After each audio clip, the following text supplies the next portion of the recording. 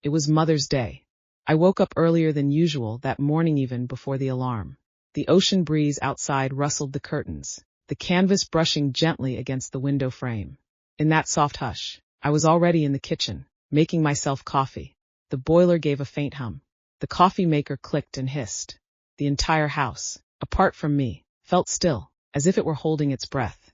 I put on the blue cardigan Derek had given me 10 years ago. I knew he'd forgotten, but I hadn't.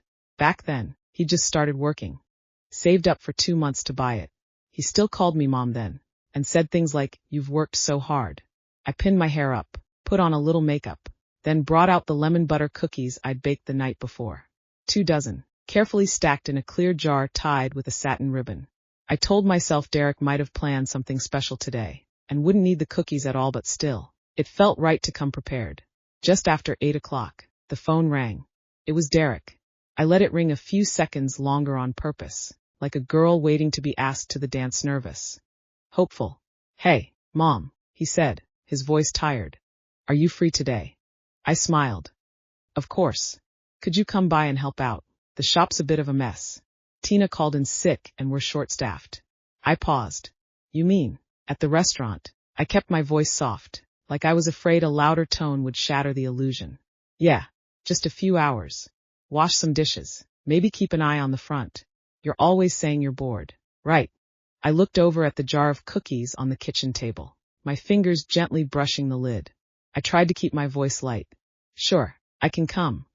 "Awesome," he said quickly. "We open at 10, so the earlier, the better." He hung up just as fast as he'd called. I stared at his name disappearing from the screen. The ticking clock and the soft drip of the coffee machine, the only sounds left. I told myself he was just being secretive. He had something planned to surprise. Maybe. This was all just part of the act. I'd show up thinking I was only there to help. And then, out of nowhere, he'd pull me in for a hug, hand me flowers, or say just once, "Thank you, Mom." I changed into more comfortable shoes, placed the cookie jar into a tote bag, and draped a light gray scarf around my shoulders. The sunlight was bright. I put on my sunglasses as I stepped out, thinking I should look presentable just in case I ran into someone I knew. The restaurant wasn't far. I'd built it from the ground up 20 years ago. Back then, walking this route meant neighbors waving hello, asking if I'd added new items to the menu. But since I'd retired and handed the place over to Derek, all they said now was, "Oh, he's running it now," and left it at that. I gripped the steering wheel, pulled up to the curb, and through the glass window I saw Derek leaning over, talking to the line cook. He did look a little frazzled. I opened the door. The little bell above it chimed. Without looking, he said, "You're here. The sink's fixed, start over there." I froze in place, my heart squeezed tight like someone had reached in and clenched it. He hadn't looked at me. He hadn't said Happy Mother's Day. I walked into the kitchen, slipped off my cardigan, hung it on a hook, and tied an apron around my waist. The kitchen was alive with clatterwalks sizzling, oil crackling, voices shouting, "Order up," and the dishwasher clicking away. I dipped my hands into the warm sink and started scrubbing plates, repeating to myself, "It's okay. He'll come back. Maybe he's waiting for everyone to be here. Maybe he wants to say it in front of people." But noon came and went. He didn't come. Someone called me out to the front to help run food. Derek was there, directing staff, hanging up the specials board, telling a customer, "We've got a Mother's Day special today." He knew what day it was. He knew. As I stood at the host stand, 3 regulars walked in. Olga, they lit up when they saw me, warmly grabbing my hand. "You're still here. We thought you'd retired for good." I opened my mouth to smile, to say something, but Derek stepped up beside me and patted my shoulder. She's just here to help with the dishes today." The room stilled. One of the women frowned. "Isn't she your mother? We always thought this place was hers." Derek cleared his throat. "That was a long time ago. She doesn't really handle things now, too old for it. She just happened to be free today, so figured she'd lend a hand." The woman looked at me, then at Derek, her face twisted with something I couldn't quite name. I smiled. "Welcome back. The food still tastes the same." They nodded politely. I turned and walked back to the kitchen. At the sink again, everything blurred. The steam rising from the hot water curled like fog, but I felt cold. The pans clattered. The bell rang. People came and went outside. But all I heard was the water rushing over the dishes, and my own breathing. It echoed in my ears tight, heavy, almost like it would snap. I thought I'd made peace with stepping back, with no longer being the main character. But today, he wouldn't even let me keep the title of Mom. A lid clattered onto the kitchen floor, the sharp clang of metal breaking through the hum of the room. I took the chance to push open the door and slip out, pretending I just fetched a new bottle of dish soap from the storage closet. I tossed the empty one into the recycling bin. As I crouched to swap in the new bottle, my knee gave a small crack. I winced. The heat in the kitchen hung heavy like a damp wool blanket pressed against my back. My shirt was already soaked through. Around the stoves, a few young cooks were shouting orders, flipping pans, tossing ingredients in the air, working at full throttle. Not one of them looked my way. Once upon a time, I ran this kitchen. I managed a team of over a dozen. I knew which burner needed a new cap, which wok gave the best sear. I was the backbone of this place. Of all of them. Now, I was just the old woman on dishes. The bell at the front rang again. I didn't look up, but the voice that followed was unmistakable. Did I hear Olga's in today? I came by last week hoping for her roast chicken pot pie. I froze. That voicey, it was Mrs. Green, one of our oldest regulars. She and her husband had shown up every Saturday for years, ordered the same dish, sat in the same booth. She was a bit of a nag, but with a palate sharp as a blade. I peeked around the corner and saw her at the counter, beaming in a pair of oversized sunglasses. I couldn't help myself. I walked over. "Hi, Mrs. Green. So good to see you." She pulled off her sunglasses and, upon recognizing me, grabbed my hands. "Oh my God, Olga, you're really here. Your son never told us in advance that you were back. Are you still making the chicken pot pie?" I opened my mouth to answer, but a familiar, distant voice cut through from behind. "She's not in the kitchen today, Mrs. Green." Derek stepped up beside me, a smile tugging at his lips with just a trace of annoyance in his eyes. "She's not handling the food anymore, and she's not actually on staff. She's just a neighbor helping us out for the day since we're shorthanded." Mrs. Green blinked. She looked at him, then back at me. "But, your mother used to run this place," she said, her voice laced with confusion. Derek chuckled softly. "That was a long time ago. I run the restaurant now. She's been retired for a while, enjoying the quiet life." In that moment, the world around me seemed to fade to silence. I stood beside him close enough to touch, but it felt like we were separated by a pane of glass. I could see his mouth move, but there was nothing familiar in the way he spoke. "Anyway," Derek continued, "Marco's our head chef now. His Italian menu is really solid. Want to give it a shot?" I stood frozen as they chatted. Invisible. Mrs. Green shot me a hesitant glance, then nodded. "All right, I'll try the chicken lasagna." I turned back to the kitchen. My fingers dug into the edge of my apron, twisting it tight. That phrase, "just a neighbor," sawed at my ears like a dull blade. Not mom. Not former owner. Not even founder. Just an old neighbor passing through. I returned to the sink, gripping the faucet with stiff fingers, every joint locking tight. The hot water roared out, masking every other sound. I stared at a plate, unfocused, until one of the young guys handed me a roasting pan smeared with baked-on sauce. "Hey, you'll want to soak this one first." The kitchen was alive again, pots clanking, voices flying, the bell jingling faintly in the distance. But I heard none of it, only the pounding of my own heart, each beat thick and heavy, squeezing the breath from my chest. Suddenly, I remembered years ago, when Derek brought his first girlfriend home for dinner. I'd spent the whole day cooking a table full of his childhood favorites. And yet, I still recall how he smiled at her in the living room and said, "She's my mom, just a cook, and only a small restaurant owner. Nothing fancy." He said just a cook, just a small business owner, just a mom. Back then, I told myself he was young, thoughtless. Words like that didn't mean anything. But today, I'm 60, and still, he tucks me away like an old saucepan stashed in the back, name wiped clean, existence erased. Just before closing, Derek finally walked into the kitchen. He slid his keys into his pocket, his face worn and unbothered. "Man, I'm wiped. Thanks for helping out today." "Mom."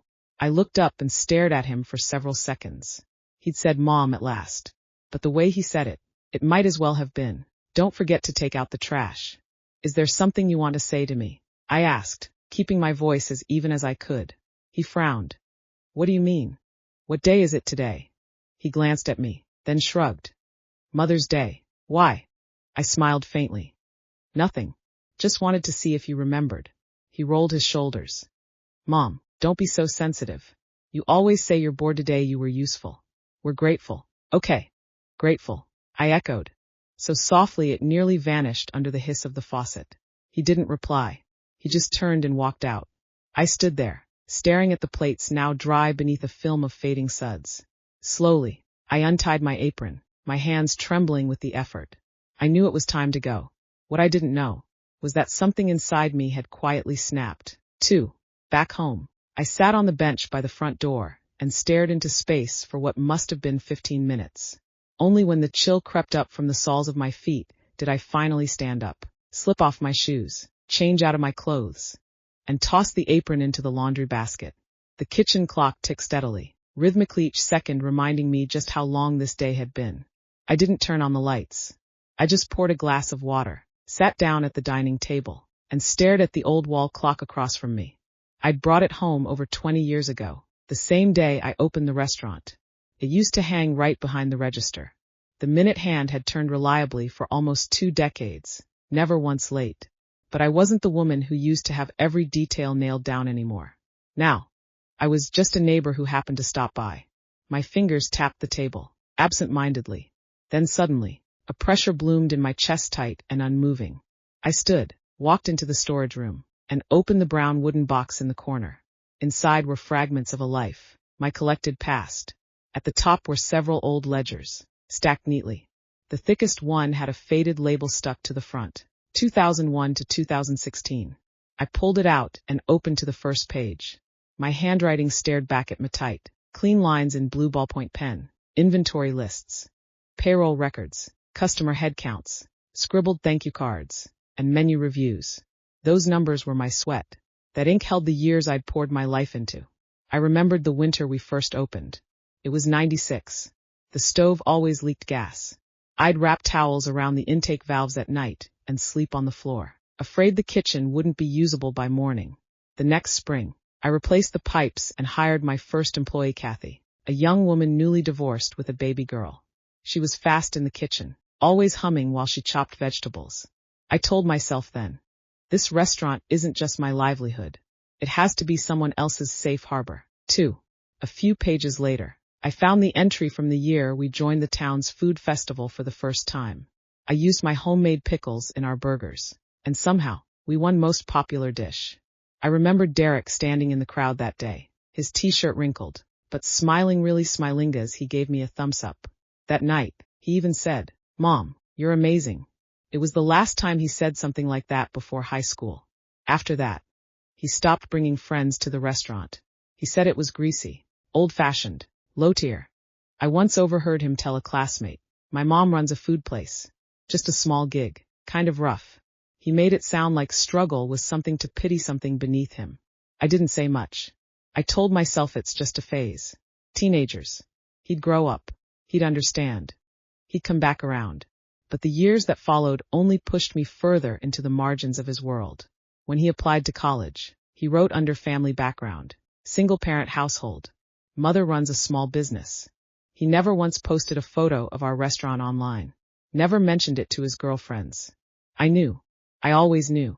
Still, I got up early every birthday to make him blueberry pancakes. Still, I stayed late nights in the kitchen, prepping stock, telling myself, just a few more years. Once he's stable, I can finally retire. Then, when he was 32, he showed up one day out of the blue. He'd just quit his job and said, "Mom, you've worked hard long enough. Maybe it's time to rest. Yeah, why don't you hand the restaurant over to me? I'll carry on your legacy." I froze. Tears welled up. I thought, he finally gets it. What I didn't know was he'd already mortgaged his house. The car was about to be repossessed, and he and Mag were fighting nonstop. He didn't want to help me. He had nowhere else to go. Later, Mag told me over the phone, "We're going to inherit the place eventually. Might as well take it now so Derek doesn't have to stress." Her tone made it sound like we were discussing a check that had already expired. The day I stepped down, I gathered all the staff, gave each one a red envelope, and said I was finally going to rest travel, maybe learn something new. Everyone cried. I smiled and said, "Don't cry." But the truth was, I wasn't ready for retiring. Not even close. I thought giving it to him was the grandest act of love I could offer. But that gesture became the beginning of my erasure. I stared at the ledger in my hands. Tucked into the back cover was an old group photo of our team. Kathy was on the left, flashing a peace sign. Behind her stood Tom, our veteran chef, and Emily the waitress, Marlon the cashier, and Derek, stiff in the corner, but smiling all the same. My fingers traced the edge of the photo. And I realized, I didn't start losing everything today. I began disappearing the moment I said, I'll let go. I closed the ledger and exhaled. Outside, the sky had gone fully dark. A neighbor's dog barked in the distance. The kitchen clock still ticked on. I turned on the lights again and walked into the kitchen. I made a pot of soup. I wasn't hungry, but I needed to remind myself. I can still take care of me. That night, I slept deeply. In my dream, I was back in the kitchen, a spatula in my hand, my staff bustling around me, the stove blazing, and the sign above the prep station still read, "Welcome to Olga's restaurant." The next morning, I brewed a cup of Earl Grey and repackaged the remaining lemon butter cookies into small bags. Then I carefully returned the ledgers from last night back into the storage cabinet. Those books felt like ballast heavy, steady, and oddly comforting. I wasn't planning to make a scene. I didn't want to rehash what happened yesterday. I just thought we needed to talk. Derek and I hadn't truly sat down and had a proper conversation in years. Not him yelling, "Hurry up," from the kitchen. Not calling last minute to ask me to cover for someone. Not the tired, dismissive thanks, Mom, he tossed out like loose change. I called and invited him to lunch. Just the two of us. I said gently, "There's something I'd like to talk to you about." He paused on the line before replying. "Mag's coming tush's working from home this week." I hesitated for a beat, then said, "All right, bring her." I chose a small Italian bistro nearby one we used to go to often. Back in the day, it was one of my biggest competitors. The owner was around my age. A talented cook, but with a completely different philosophy. I believed in flashy gimmicks, while I trusted word of mouth. We'd been rivals, sure, but also respected each other.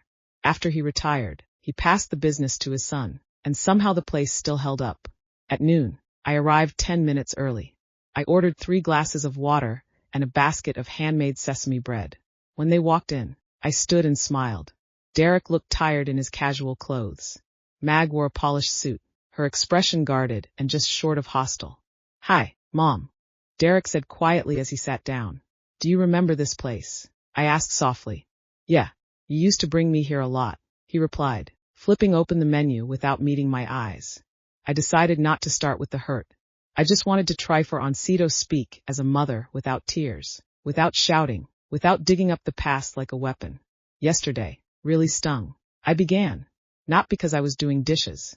Not even because you asked me to help. They said nothing, waiting for me to continue. It hurt because, in front of other people, you couldn't acknowledge I'm your mother. You couldn't admit the restaurant was something we built together. Derek set down his menu and frowned. "Mom, that's not fair. When have I ever denied you're my mother?" Mag jumped in immediately, glancing at me with thinly veiled irritation. "Yeah, yesterday was a work environment, not a family gathering. You said yourself you were just helping out, so we treated you like a temp. That's normal." I looked at both of them. I didn't respond. "And besides," Mag added with a shrug, "you're retired. What exactly are you expecting? You came in as a fill-in, we would treat it like a family reunion." I suddenly couldn't speak. Her tone made it sound like I was showing up for attention. I turned back to Derek. "That restaurant, I bled for that place for over 20 years.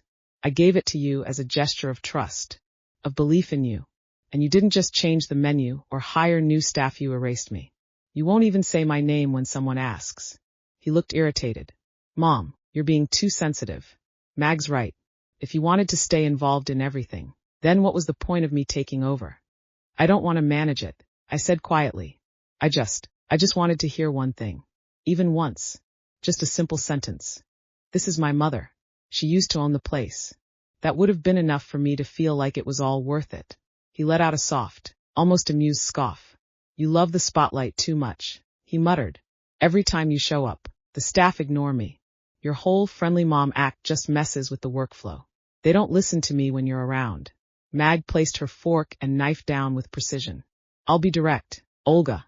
If you want to still be the heart and soul of the restaurant, then you've failed at retiring." She paused, her tone turning cold. If you want to come back, just say it. But if all you're after is a little relevance, then please stop disrupting how we run things.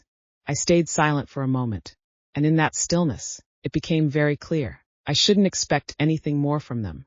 Did you know the year your father died, I almost sold the restaurant? I said softly. I couldn't hold it together getting up at 3 a.m. for deliveries, washing produce, managing invoices.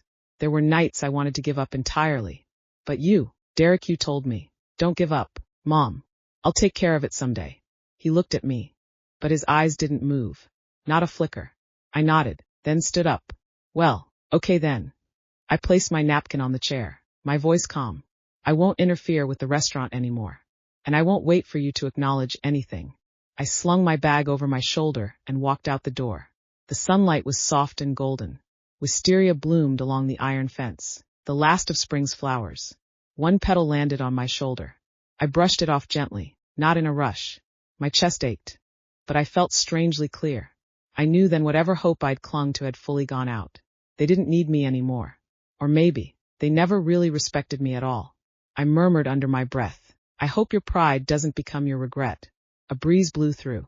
I didn't look back. After that painful lunch, I came home and didn't take off my shoes. I leaned against the doorframe, still clutching my purse strap like it was the only thing holding me up. I didn't cry, not because I wasn't hurt, but because something inside me had finally settled into clarity.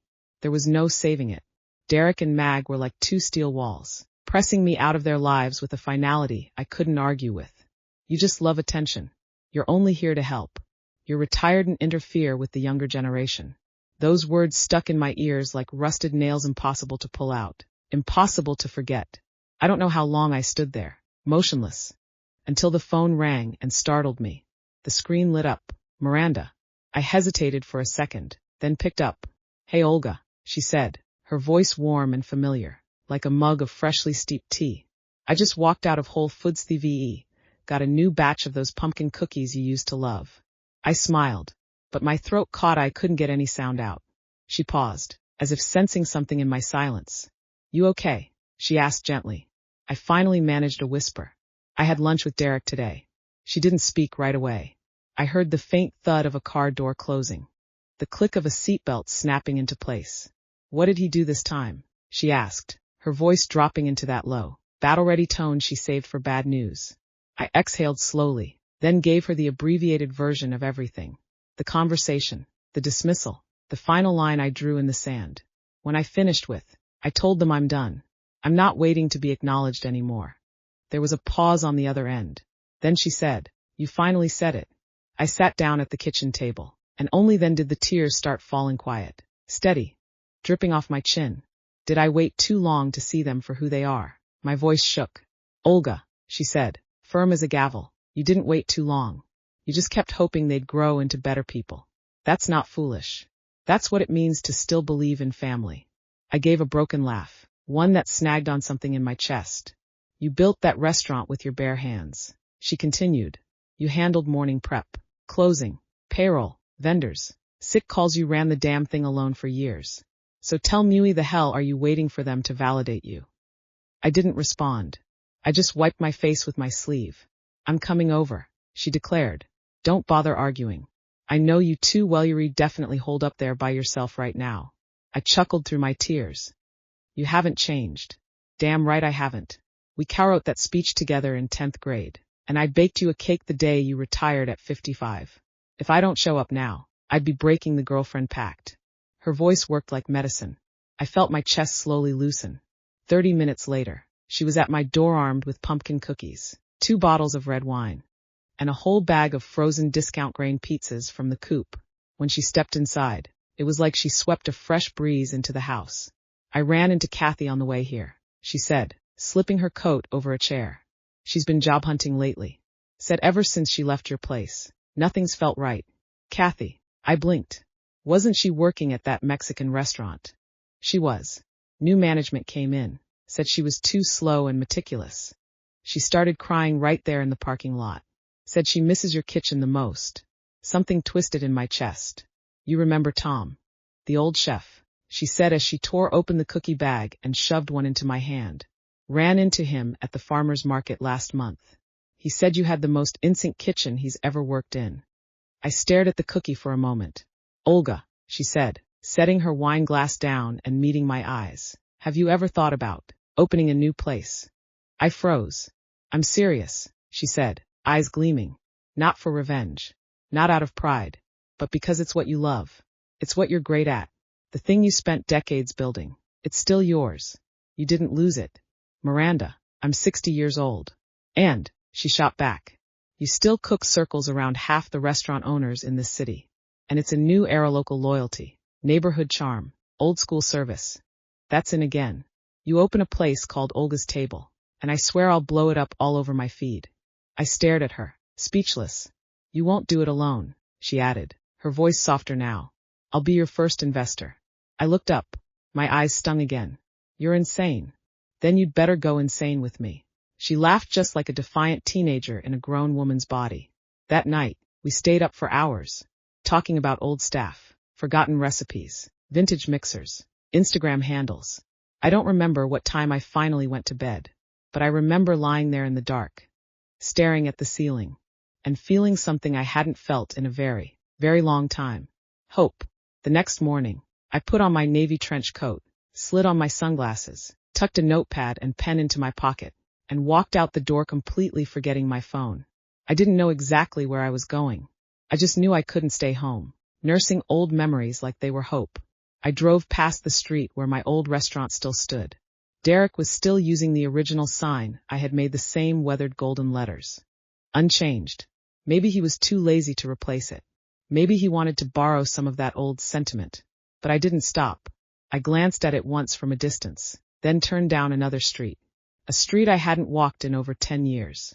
It didn't look quite the same anymore. The old shoe repair shop had turned into a handmade coffee bar. The laundromat had been renovated into a cozy dessert cafe with wooden siding.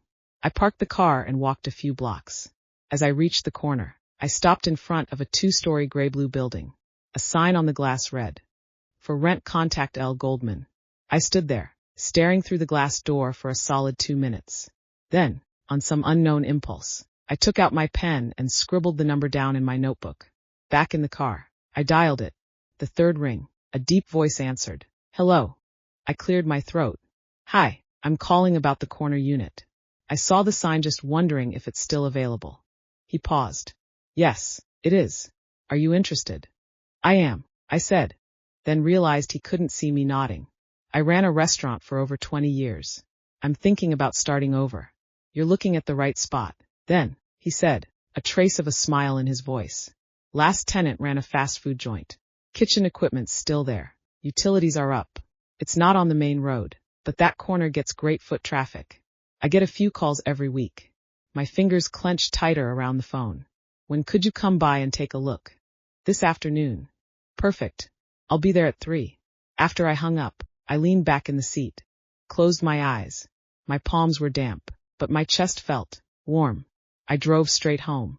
Miranda was in the kitchen, lifting the lid off a pot of porridge.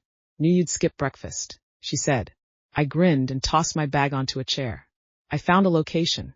She nearly dropped the ladle. "You what? That fast?" "The old fast food spot on the corner. I'm viewing it at 3. She gave me a thumbs up with one hand and scrambled to grab a notepad with the other. "Okay, we need a list. Funding, staffing, menu draft, launch strategy." I nodded, but didn't respond right away. She looked over her shoulder. "What's on your mind?" I stirred the coffee in front of me and said quietly, "I'm not sure if I should touch my retirement savings." She paused. I met her eyes. "That's everything I've put away. My safety net if I get sick or need care. It's not the money I'm afraid of losing. It's the idea that I might pour the last of myself into this and still fail." She sat down across from me, her voice low and steady. "Olga, I get it. I really do. But don't you think where you are right now is already bad enough?" I nodded slowly. "That's why I'm only going to use part of it. I've done the math. I can risk some, but I don't want to rely on it entirely." "Without missing a beat," she said, "then I'll cover the rest. Mia's college loans are finally paid off. If I'm not using my nest egg to back you up, what the hell's it even for?" My throat tightened. I turned away so she wouldn't see my eyes welling up. That afternoon, we went to see the space together. The moment the door opened, The smell hit usaged kitchen grease, old metal, and the faint sting of mildew. I walked the space slowly, letting my fingers trace each cracked tile, every worn burner. I could almost hear the clang of spatulas, the voices of cooks yelling over the fridge. The landlord was straightforward. We signed a preliminary lease. He even offered 2 free months for renovations. That night, I pulled out my old address book and made call after call. Tom, Kathy, Marlon, Lizzie the server, Kenny the grill cook. Each response was nearly identical. You're really opening a new place. I'm in. Olga, I've been waiting for this day for 5 years. Count me in. My current gig is a dumpster fire. In my kitchen, I taped a sheet of paper to the wall. Olga's table rebuild checklist. Already done. Hired staff and lease signed. Waiting to be fulfilled. Equipment inspection, menu draft and marketing launch. That night, Mia came over with her laptop in her arms. "Godmom," she said, "I'm making you an Instagram account and a teaser video for TikTok." I laughed. "You know I don't even know how to spell TikTok." She rolled her eyes. "Exactly why you need Mayor Gen Z branding consultant." We filmed a few close-up shots of boiling pots, spice jars, scribbled menu notes. She even recorded me talking about the name Olga's table, what it meant, what I hoped it would be. That night, she posted the first teaser. A kitchen with memory. A table with warmth. Coming soon. Olga's table, back to flavor women who build. Watching that post get its first likes, I felt a rush I hadn't known in years. This wasn't just reopening a restaurant. This was finding my way back to me. On the first day of renovations, I laced up my old, beat-up sneakers, the pair that probably should have been retired years ago, rolled up my sleeves, pulled on a pair of gloves, and joined Kathy in scrubbing the kitchen's grease hood until it gleamed. As she worked, she laughed. "I didn't know you still had this much energy in you." I tossed a rag at her. "You don't get to call me old when I can still outbend your stiff back." We both burst out laughing, our faces streaked with grease and sweat. That afternoon, Tom showed up to inspect the stovetops. "These babies are old," he said, "but they've got good bones. A little love and they'll fire up just fine." He came in carrying his own toolbox and a fresh pair of gloves, moving through the space like he still owned it. Like it was his kitchen too. Kenny and Marlon arrived not long after, and soon the place was buzzing with stories and hammering and laughter. Someone brought up that blizzard years ago when we stayed open anyway. And I ran a pot of hot soup out for delivery myself, nearly slipped and broke my neck. Someone else recalled the Thanksgiving we handed out free meals to the unhoused, and the entire block showed up in line. The kitchen felt warm again, like the years had never passed. Mia came by often. She took photos of every corner, documenting the transformation into a series called Resurrecting the Kitchen, Back to the Flame, Olga's handwritten menu. In just 1 week, the social media account she created went from 0 followers to over 800. "You're a public figure now," she grinned, scrolling through her phone. "You better learn how to reply to comments." I scrolled through them quietly, my eyes unexpectedly welling up. I remember her corn chowder. She's finally coming back. My first spicy wings as a kid were from her place. It wasn't that I wanted to be remembered. It was that I suddenly realized I had been. The restaurant's name had long been decided. Olga's Table. Not grill. Not kitchen. Table, because I wasn't just serving food. I was offering a seat, a warmth, a place to belong. I brought back 3 of our most beloved original dishes. The creamy potato rolls, the honey-roasted chicken pot pie, and my pumpkin bisquino. One had ever been able to replicate it. Mia looked over the menu. "You don't want to try some fusion stuff, like Derek's style?" she asked. I shook my head. "I'm not here to chase trends. I just want to serve my flavor." She nodded. "I'm clipping that for a voiceover in the next video." We put up flyers too, asking old customers to drop by and leave handwritten notes, memories of what Olga's flavor meant to them. One elderly woman wrote, "It was our last date before my husband passed. I still remember her scallion cornbread." A mother and daughter said, "Olga taught my daughter how to slice an onion. Now she teaches culinary classes at the community college." Those notes, they meant more than any plaque ever could. During renovations, I insisted on wiping down the front tables myself every day. The team teased me, called me the workhorse, but I knew why I did it. This was my love letter to the place. The night before opening, I didn't sleep. I wore a sweater and paced the front of house, pulling out every chair, checking every condiment tray, adjusting every light bulb, inspecting every printed menu for typos. At 3 a.m. I sat on a stool in the kitchen and wrote out dozens of handwritten notes, placing one on each table. Welcome back. Thank you for remembering me. You brought Olga's table back to life. As dawn approached, I looked out the window. The street was still quiet, but I could feel it coming alive. We hung the banner out front. Olga's table, the taste of home returns. Opening day was beyond anything I'd imagined. The line formed before the doors even opened. Tom shouted from the kitchen, Olga, we need to double the prep. Kathy ran out with water bottles. Thanks for your patience. Folks, we'll be ready soon. I stood in the doorway, looking out at the sea of familiar and unfamiliar faces when suddenly, from somewhere in the crowd, someone yelled, Olga's back. Applause broke out. For a second, I just stood there, stunned. Then Marlon leaned in and whispered, what are you waiting for, boss lady? Time to open. And I laughed. Not because I'd won. Not because I'd proven anything. But because I finally understood. This wasn't revenge. I wasn't trying to beat Derek. I wasn't reclaiming something stolen. I was pulling myself back, inch by inch, from the boxes others had tried to seal me in. This wasn't revenge. It was rebirth. On the third afternoon after opening, I was just about to take a break. I'd barely sat down in my office chair hard as a church pew when I heard a low, sharp voice from the front of house. Is she here? I want to speak to her. Derek. I recognized that tone instantly agitated, laced with anger, and that unmistakable edge of self-righteousness that said, I'm the victim here. I took a deep breath, untied my apron, and stepped out of the office. He was standing by the counter, face flushed, with Mag behind him, arms crossed, expression sharp, watching like a spectator at a show. The customers in line fell silent. The only sound in the restaurant was the hiss of the espresso machine behind the bar. What are you doing here? I asked, calmly, my eyes steady. You're stealing my business, he hissed. His voice low but clenched, every syllable bitten off like it hurt to say it. You know we're just one block away. And you opened this circus right here. Was that your plan all along? I didn't answer, just gave him one look. He plowed on. You brought back all the old staff. The menu's identical to before. Even your slogan is a swipe at us. What are you trying to make people think you're the original? I looked at him for a few seconds before replying, voice even. Derek, I trained those people. I wrote those recipes. I ran that kitchen for over 20 years. And the name above this door. It's my name. You call that stealing? His face flushed darker. You retired. You gave me the restaurant. And now you're back here, opening another place like thievery, throwing me into the fire. A short, bitter laugh slipped out of me. The fire, that fire wasn't lit by me. I stepped closer, meeting his eyes. When you took over that place, I left you the customers I earned, the staff I trained, the menu I crafted. And you tore it all down. You're angry I won't shelter you from the storm now. You tore down the house. Don't blame me because you're out in the rain. Mag finally spoke, her voice icy.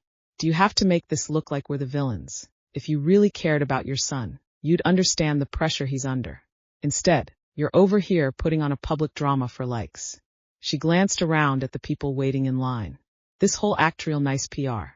I turned to her and said coldly, you know what hurts the most? It's not the ingratitude. It's not even the way you two shut me out. It's that you've never once stopped to think I am a person too. Not your former boss. Not your unpaid labor. Not the old woman you can summon and dismiss like a maid. She sneered. Oh please. You opened this place to show off how wronged you are. You just want the applause. I didn't rise to it. I simply said, quietly, I opened this place because I got tired of shrinking into the shape other people made for me. Then I looked around the room. Slowly. My family left. I didn't expect anyone to come back. But look. I gestured to the dining room. They came. Not just for the food but because they remember there was once a woman behind this counter who treated every customer like they mattered. Derek opened his mouth, but nothing came out. That's when a man stepped out from the line and gently placed a hand on my shoulder. Olga, I drove 40 minutes for this, not to watch you argue with your family, he said with a chuckle. I came because back when my wife was pregnant, you made her a chicken pot pie she still talks about to this day. Another customer chimed in. Those old recipes of yours. They never should have left the neighborhood. There were no cheers. No chants or dramatics. Just soft, steady words from people with real memories. And in that moment, I stood taller than I ever had. Mag clutched her purse strap hard, then turned on her heel and walked out. Derek stayed.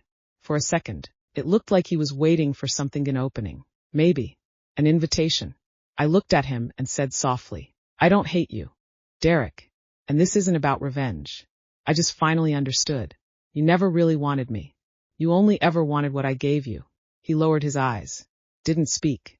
I turned and walked back toward the kitchen. Behind me, I heard the door chime a soft ding as someone left. Then came the quiet click of it closing. I didn't need to turn around. I knew he was gone. The storm began with an anonymous post. That morning, everything had started just like usual. I unlocked the doors at 7:30 sharp, had the first pot of chicken broth simmering by 8:20, and slid pumpkin pies into the display case by 9. Mia was at the front counter, prepping our final round of social media updates before the breakfast rush. Then I saw her smile freeze over, still staring at her phone. Don't worry about it, she said, a little too gently as she walked toward me. I'll take care of it. But I had already glanced down at her screen. The top post on the local trending feed was screaming in bold letters. Retired restaurant owner returns to steal her own son's business poaching staff, plagiarizing recipes, and faking nostalgia. Where's the line? The image was grainy, but clear enough. Me and Kathy outside the kitchen, laughing. The comment section had burst open like a dam. This is like a culinary Real Housewives episode. Who gave Grandma the audacity? The poor son's keeping the business afloat, and she comes out of retirement just to sabotage him. That's cold. A few tried to push back. Do you people realize she's the original owner? Those recipes came from her. But those voices were quickly drowned out. I sat on the bench in the back of the kitchen, too stunned to speak. Mia was still scrolling, her grip tight around the phone. I know who posted it, she said. It's someone close to Derek, one of those accounts that always likes and comments on his business page. I didn't answer. My throat felt like sandpaper. Outside, the restaurant carried on. Kathy took orders. Tom worked the grill. Marlon welcomed customers with that same warm smile. But I felt like I was trapped inside a soundproof glass case, watching everything slip away through my fingers. By midday, a local journalist showed up at the door. Black blazer, media badge around her neck. Ms. Olga, she said, we've received a tip requesting a report on this situation. The claim is that you're using non-original recipes and engaging in targeted competition. Would you be open to a comment? I looked at her surprisingly calm. Of course. I said, would you rather hear the story standing at the door, or come sit down and hear about 20 years of how flavor gets built? She blinked, then nodded and followed me in. I sat her by the window and poured her a coffee. Then I went to the back and brought out my old ledger, 2 decades of notes, recipes, supply records, and handwritten measurements. I flipped to the very first page. Menu drafts, ingredient ratios, scribbled margins. Before you write your piece, I said, meeting her eyes, would you mind listening to how an old woman spent 20 years crafting this flavor before you decide who deserves to be interviewed? She didn't speak, just started turning the pages, softly murmuring, wow, every now and then. That sauce, she said, isn't that the same as what your son uses? I gave a tired smile. He learned it from here. But he cut the sugar in half. Customers hated it. You can taste the difference yourself. She sipped her coffee and nodded. No further questions. The next morning, the local paper ran a story. She's not a copycat, she's the blueprint. And slowly, the tide began to turn. Old customers started chiming in on our official page. Olga coming back is the real homecoming. We remember that pumpkin soup, and her smile when she served it. Some even posted photos from years ago in a navy apron, holding up a tray of roast chicken, standing in front of the old storefront. Mia reposted the comments aloud, one by one. Grandma, you're going viral. I smiled, my eyes misting over. Let's just hope it's the good kind of viral. She nudged my shoulder. The kind that feels like a warm hug. But Derek wasn't done. He fired back with a long post on his own business page, accusing me of manipulating media coverage, emotionally blackmailing former staff, even uploading spliced video clips to make it look like I had sabotaged him during peak hours. That evening, I stood in the kitchen doorway, watching the sunset paint the sky in quiet oranges and blues. Miranda came in through the front, holding a printed copy of an editorial piece.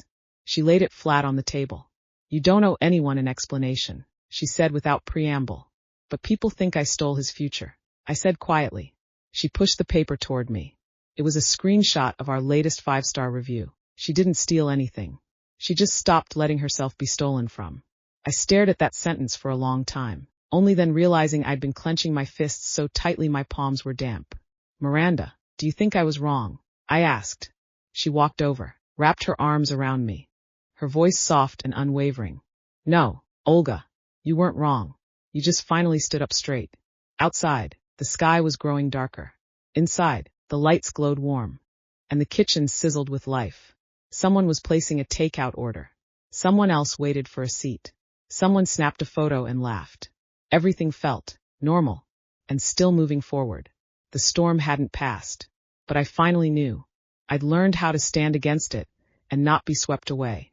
The sky was gray that morning, the kind of gray that looked like someone had dumped a bowl of unset meringue across the clouds. It had been 3 months after our opening. While I was sautéing onions, the air smelled thick and wet, like it was thinking about raining. But the stovetop kept burning steady, and the clang of my spatula on the pan rang bright and familiar. I was prepping ingredients when I heard Mia call from the front. Olga, you've got a visitor. I instinctively wiped my hands on my apron and walked out to the dining room. From a distance, I saw Derek. He was slumped in the corner, gripping that old gray baseball cap he always wore, looking for all the world like a high schooler waiting outside the principal's office. I froze a moment, then nodded. I'll take it. As I approached, he lifted his head at the sound of my footsteps. His eyes were bloodshot, his cheeks sallow, and his jaw dotted with an uneven shave. Even his voice carried that unshaken residue of sleeplessness.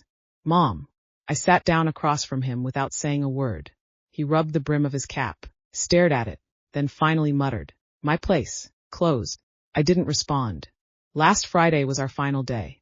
Mag, she moved out. His voice broke down in pieces, like brittle chalk. She said she was done. Said this wasn't the life she signed up for.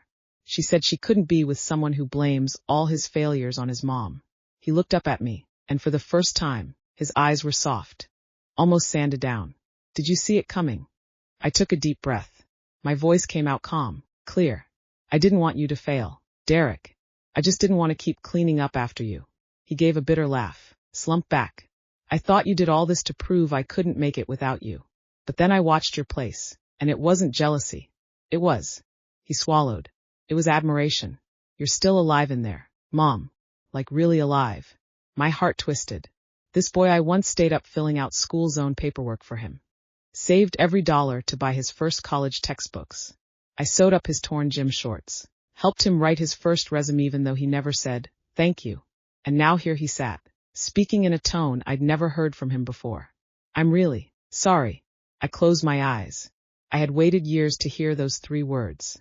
But now that I had them, they couldn't undo the nights I swallowed hurt in silence. I don't hate you, Derek, I said, voice steady. And I wasn't waiting for an apology. Then why didn't you help me? He asked quickly. Almost desperate. We could have worked together.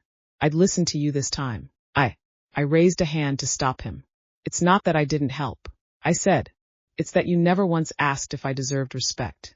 His jaw clenched. I'm tired. I know, I nodded. I am too. But when you get tired, you come find me to hold you up. When I'm tired, I'm too sensitive. When I try to rest, I'm interfering. His eyes welled again. You always treated me like a backup generator. I said softly but firmly. Staffing issues. You called me. Business slumping. Blame me. Life falling apart. Must be Mom's fault for not giving enough. His lips trembled, but he didn't speak.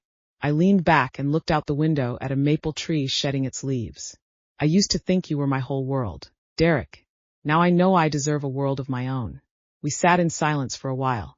Finally, he stood up, holding his cap like a student clutching a detention slip. So, can I still come by for a plate of your food sometime? I looked up at him. As long as you treat me with the same respect you'd show any other customer. He nodded, gave a small, tentative smile, then turned toward the door. The bell above it jingled once as he left. I didn't cry.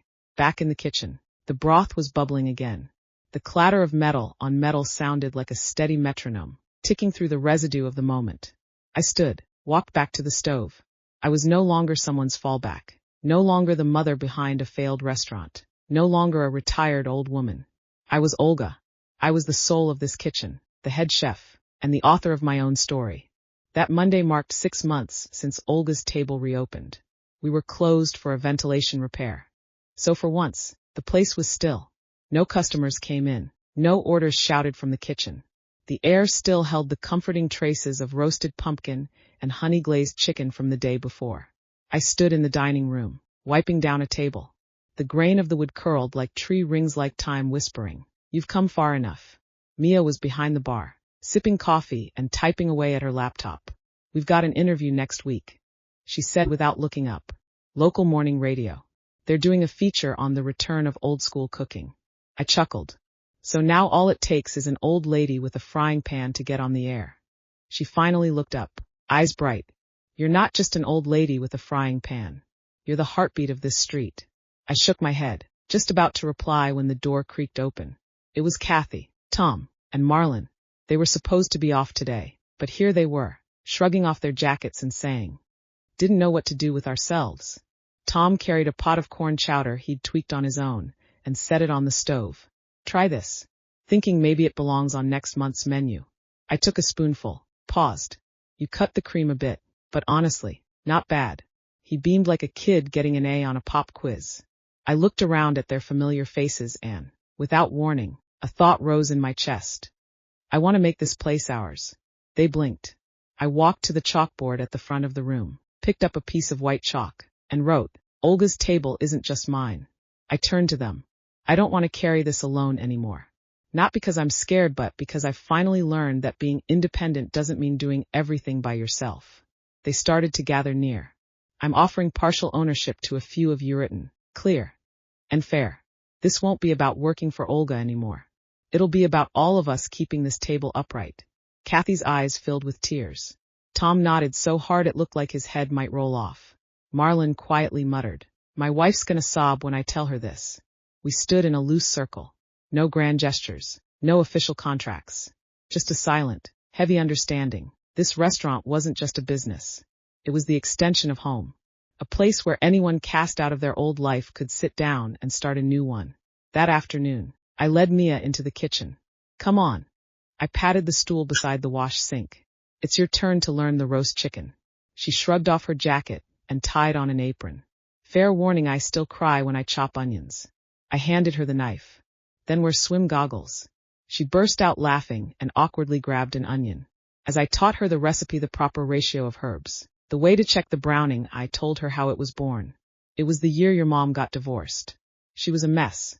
Every night, I'd make this roast chicken. One day," she said, "her most unforgettable dinner wasn't on her wedding day, it was at my kitchen table." Mia paused, knife hovering, then asked softly, "Do you ever regret being that good to your son?" I paused, dried my hands, and sat on the old wooden stool. "No," I said gently. "Being good to your family shouldn't be a mistake. But what I do regret is not being good to myself for so long." She walked over and squeezed my hand. "I'm so glad you're my godmother." I looked at her, and something long missing inside me clicked back into place. It hadn't come from Derek. It hadn't been stolen by Mag.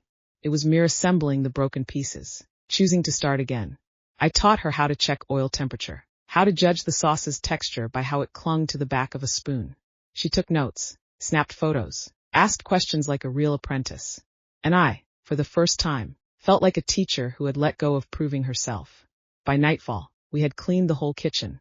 Then we stood in the dining room, looking up at the warm glow of the overhead lights. "So," she said, "what's next for you?" I thought for a moment. "I won't be in the kitchen every day. Retiring again." I smiled. "Not just yet, not really. But this time, if I pass something down, it'll be because I chose to." And that made all the difference. The days passed gently, one after another, and soon, it was Mother's Day again. This time, I didn't wait for a call from Derek. But still, I woke up at 6. Morning sunlight slanted into the kitchen, casting a warm glow over the handwritten menu I'd drafted the night before. I sat at the edge of my bed, looking at that paper for a long time. It read, "Tonight at 6, Mother's Day dinner at Olga's table. For every mother, and the story she carries." I washed my hair, put on a brand new floral blouse, and slipped on the old silver bracelet Mia had given me last year. She'd said it looked like something a woman would wear, if she were classic, but sharp. When I arrived at the restaurant, Miranda was already standing at the door, arms full of sunflowers. "Happy Mother's Day, Olga," she beamed. ready to be hugged and praised. I took the flowers and hugged her back, laughing. I'm the neighborhood mom now. Gotta keep it classy. The moment we opened the door, blessings swept through the room like spring wind. Mia was already there, stringing up balloons and paper lanterns across the front hall. Kathy came with her granddaughter. Marlon's wife brought a basket of homemade cookies, and Tom appeared from the kitchen holding a big glass jar stuffed with folded notes. We made this together, he said. Each slip of paper has something you once said. We remembered. I opened one. It's not what the customer orders that matters, it's whether you look them in the eye. My eyes welled up instantly. Are we open tonight? Someone asked. I shook my head. No walk-ins. Tonight is for one thing only. We spent the whole day preparing. The kitchen had prepped pumpkin soup and creamy chicken stew in advance. Marlon baked his signature honey sweet potato tart. Tom insisted on doing his famous corn pie, and had even tested it 3 times this week to get it right. The kitchen swelled with heat. Music drifted softly from the speakers. The whole space felt like it was breathing, waiting for dusk to fall. By 6 o'clock, guests began arriving. The restaurant quickly filled. Outside, the last light of day faded. Inside, warm lights came on one by one, chandeliers, sconces, and a small lamp beneath the handwritten welcome sign all cast a gentle glow. Mia stepped up to the front and took the mic. Tonight, we don't tell stories about mothers. We invite every mother here to tell her story. The Mother's Day dinner at Olga's table had begun. I stood near a round table and raised my glass. I want to make a toast to every woman who's ever been treated as a background character in her own life. In the home, the kitchen, or anywhere else. You are not support staff. You are not an afterthought. You are not the friendly old neighbor. You are the lead, the firelight, the reason this table exists. Applause broke like a soft wave, moving gently from one table to the next. I looked at the women seated throughout the room, some with gray hair, some still raising kids, some dressed to the nines, others in jeans and cardigans, but all with something shining in their eyes. An older woman stood up, her voice quivering. My daughter told me not to wear anything too flashy at her wedding, so I wore a beige suit that matched the carpet. I smiled for the pictures, but I cried alone in my room afterward. Tonight, I wore my favorite red dress, because Olga made me realize I am not here to blend in. A single mother shared her story about giving up school for her child and returning to college a decade later. I don't regret putting my kid first, but I'm even prouder of the choice I made for myself. The applause rippled, one layer over another. Mrs. Green lifted her glass. Olga is the leading lady of this street. This isn't a comeback, she's simply home where she's always belonged. I raised my glass back. To every woman who was once dismissed, once forgotten but never gave up on herself. At that moment, I wasn't the mistaken neighbor, or the helpful auntie in the kitchen. I was the name on the sign. I was the voice in the room. I was the reason this table existed. Later that night, Mia played a video she'd edited, a series of interviews with women from the neighborhood. She made me realize 60 isn't a period. It's a comma. For the first time, I tell people my mom is the woman I admire most. As the room fell into a hush, I walked to the mic. Last year, Mother's Day was one of the hardest days of my life. But tonight, I'm giving it a new meaning. This isn't just a celebration of motherhood. It's a celebration of remembering who we are. The light fell softly as I stood beneath my name. And in that moment, I knew I hadn't just returned. I'd reclaimed my place. It took us a full hour to clean up after the dinner. Mia was the last to leave. She hugged her notebook, audio recorder, and 3 half-eaten sweet potato tarts as she jogged toward the door. Don't wait up for my message, she called out. I'm editing all night. It goes live at 6 a.m. sharp.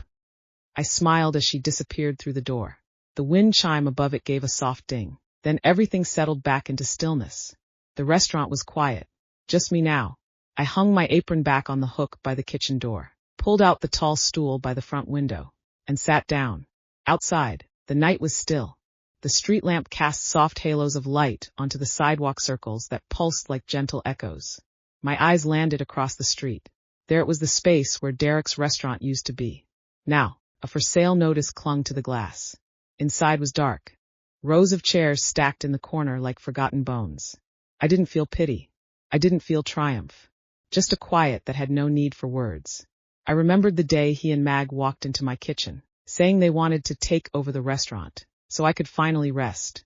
I remembered standing at the sink, overhearing him call me a friendly old neighbor.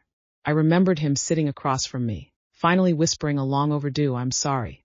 But now, all of it felt like it was behind glass, distant, softened. Yes, I've been hurt. Yes, I've wanted to cry. But now I finally understand.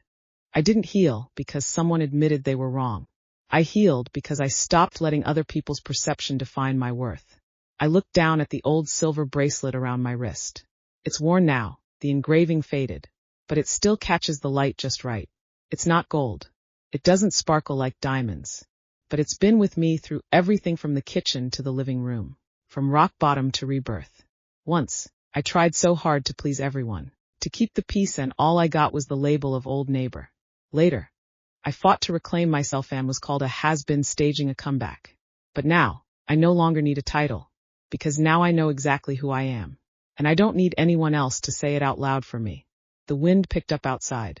I stood, switched off the last light in the restaurant, and walked to the door. I flipped the closed sign over. With a soft click, I locked it. Then I turned to look at the place once more. This space is no longer anyone's regret. No longer a hand-me-down legacy.